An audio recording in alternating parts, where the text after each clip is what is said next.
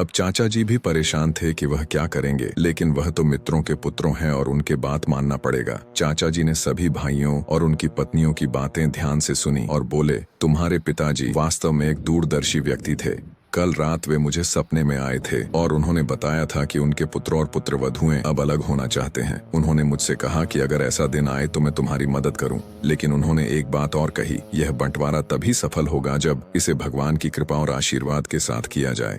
इसीलिए मेरी एक शर्त है, हम पहले भगवान का दर्शन करेंगे और फिर तुम्हारे घर लौटकर तुम्हारी संपत्ति का बंटवारा करेंगे। क्या तुम सबको यह स्वीकार है? सभी ने सहमति में सिर हिलाया। बड़े भाई ने कहा, आप सही कह रहे हैं चाचा जी, भगवान का आशीर्वाद लेकर ही यह काम करना उचित होगा। हम सब आपके साथ हैं। अब सभी भाई बहुएं और चाचा जी पास के मंदिर की ओर चल पड़े। भगवान के दर्शन के दौरान चाचा जी ने भगवान से प्रार्थना की और उनसे मार्गदर्शन मांगा।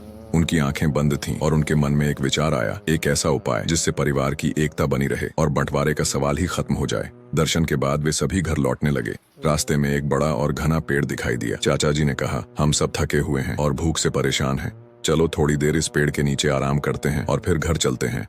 सभी ने उनकी बात मान ली और पेड़ के नीचे बैठ गए। जब सबने अपने अपने साथ लाया हुआ खाना निकालने की कोशिश की तो उन्होंने देखा कि उनके खाने के पोटले गायब हैं। सभी घबरा गए और इधर उधर ढूंढने लगे, लेकिन कहीं कुछ नहीं मिला। बड़े भाई ने कहा, अब क्या करें, हम भूखे हैं और घर से इतनी दूर हैं, बिना खाए तो चलना भी मुश्किल है। चारों भाई और उनकी पत्नियां भूख और थकावट के कारण परेशान और उदास हो गए। बहुएं रोने लगी और भाइयों के चेहरों पर भी चिंता साफ झलक रही थी। यह देखकर चाचा जी बोले, पुत्रों और पुत्रवधुओं, रोने से कुछ भी हल नहीं होगा। तुम सब तो चतुर और कर्मठ हो। इस समस्या का समाधान रोने में नहीं बल्कि कुछ करने में है। हमारा घर यहाँ से बहुत दूर है और आसपास कोई गांव भी दिखाई नहीं दे रहा। इसलिए अब चारों भाई अलग अलग दिशाओं में जाओ और अपने अपने कौशल और मेहनत से जो भी भोजन या मदद प्राप्त कर सकते हो लेकर आओ। हम यहाँ भगवान की भक्ति करेंगे और तुम्हारे लौटने का इंतजार करेंगे। जब तुम सब लौट आओगे तो खाना खाकर हम तुम्हारे घर जाएंगे और संपत्ति का बंटवारा कर देंगे।